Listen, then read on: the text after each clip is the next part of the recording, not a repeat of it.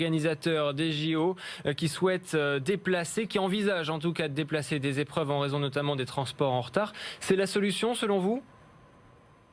Écoutez, je pense d'abord qu'il faudrait que le COJO et les organisateurs cessent de vouloir à tout moment revoir un plan qui a déjà été revu deux fois. Il a été fixé avant la candidature, il a été adapté après que nous ayons reçu l'attribution des Jeux Olympiques.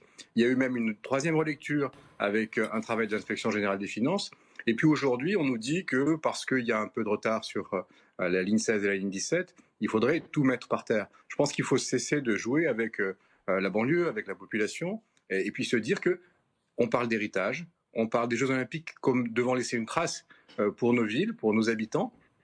Eh bien, il faut quand même être sérieux maintenant, stabiliser un peu les choses. On peut admettre que par-ci par-là, il y ait des relectures à faire, mais il faut arrêter de toujours vouloir revoir la copie, parce que après on aura Tokyo, et après Tokyo encore, le COJO nous dira ah oui, mais je veux tirer les leçons de Tokyo. On sait que la France est un pays où les procédures sont longues, sont difficiles à mettre en œuvre, et donc ça suppose du temps et de la stabilité.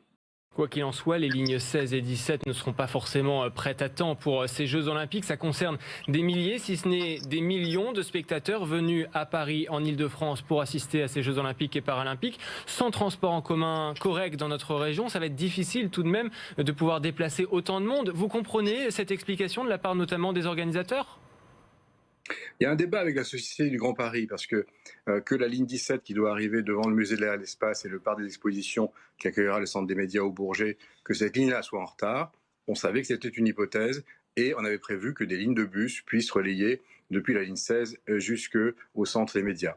Maintenant, sur la ligne 16 elle-même, la gare dite RER Le Bourget, là-dessus, je ne comprends pas les retards qu'affiche la Société du Grand Paris. Il y a un peu d'opportunisme. Le Covid a bon dos. Tout ne peut pas être ramené à ça. Et un mois et demi d'arrêt de chantier ne peut pas produire 5 à 6 mois de retard. Donc là-dessus, il y a un débat à trancher. Je pense que le gouvernement doit s'en saisir. Les JO, c'est un équilibre. Il y a un projet d'aménagement, il y a un projet sportif, il y a un projet d'éducation par le sport.